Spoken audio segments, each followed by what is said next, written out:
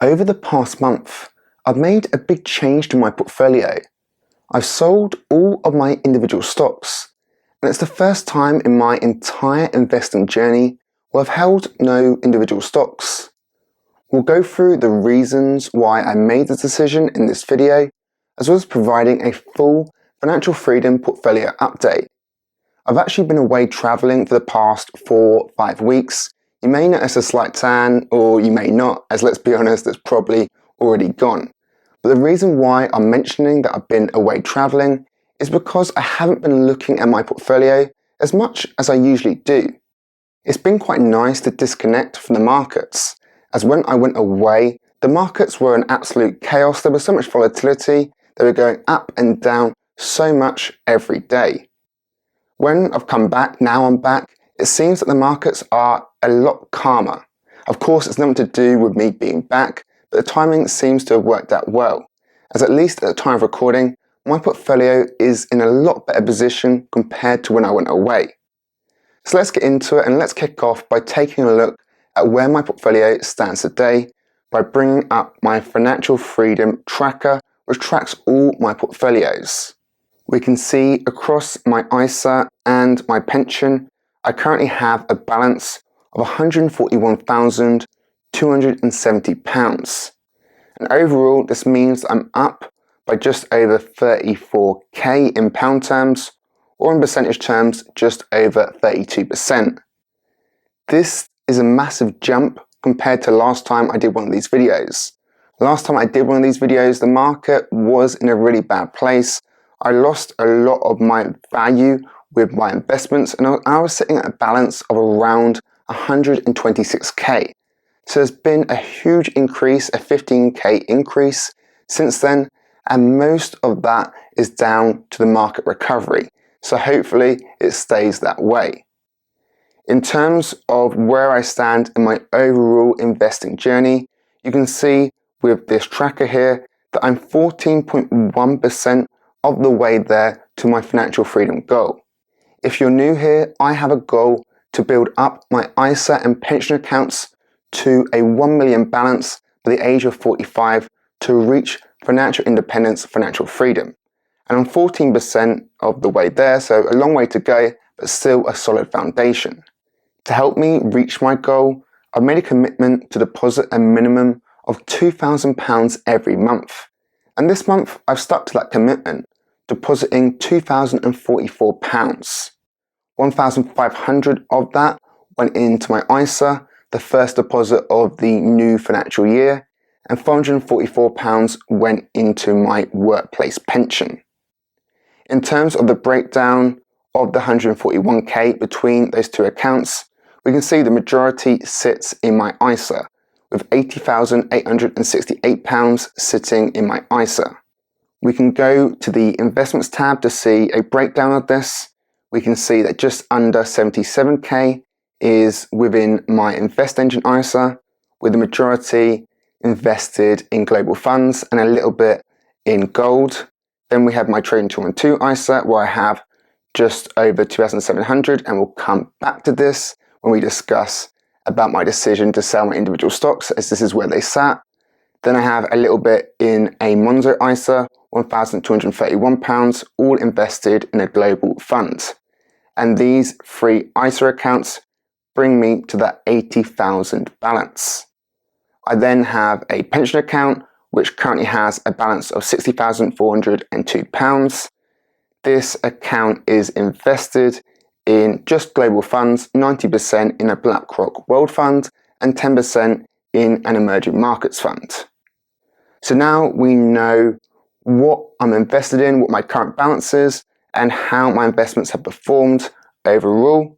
Let's come on to the topic of this video, what you've been waiting for in terms of my decision to sell my individual stocks. To understand this, let's rewind a little bit. Let's rewind to the start of my investing journey. When I started investing, I was in the phase where I wanted to test things out. I wanted to experiment with investing to learn. And to do this, I made the decision to invest in some individual stocks. I sold the majority of those stocks as I evolved my investing journey, my investing style, but I kept 2 stocks. up until recently. I kept 2 stocks in my Trading 212 account, and those stocks were Alphabet, aka Google, and Microsoft. I had a little bit more in Alphabet. I had around 1,600, 1,700 invested in Alphabet and around 1,000 invested in Microsoft. And this month I made the decision to sell both of those stocks. Of course, typical, since I made that decision, both Alphabet and Microsoft have had a good run. They've increased in value, but I have no regrets. I stand by that decision because of 2 main reasons. The first and probably biggest reason is the simple fact that owning these individual stocks no longer aligned to my investing strategy.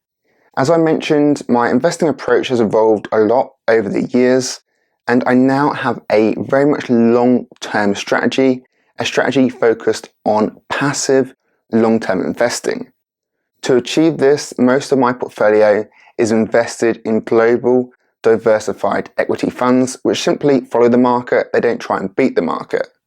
Owning individual stocks is a different approach, as it's an active approach where I'm trying to beat the market. And this completely conflicted with my overall approach. So to align my investments with my strategy, I made the decision to sell those individual stocks.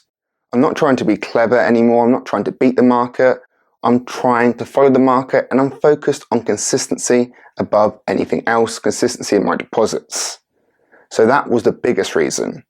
There was also a second reason, a very different reason compared to the first. The second reason was all about my investing behavior.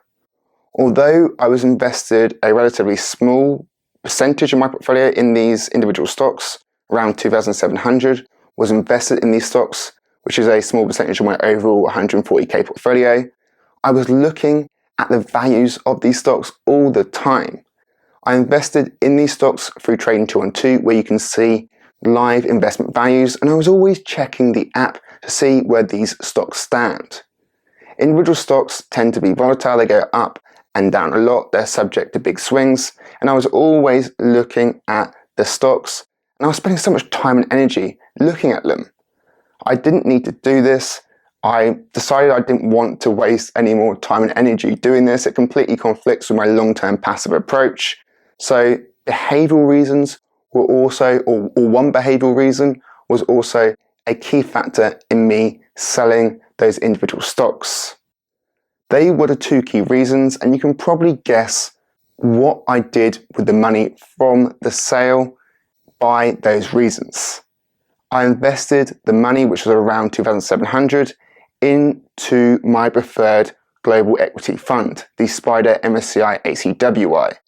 I put the money straight back into the fund literally minutes after I made the sale, and I now have around £2,709 invested in the SPDR MSCI ACWI on the Trading 212 platform, and I also have a large amount of money invested in the same fund through InvestEngine.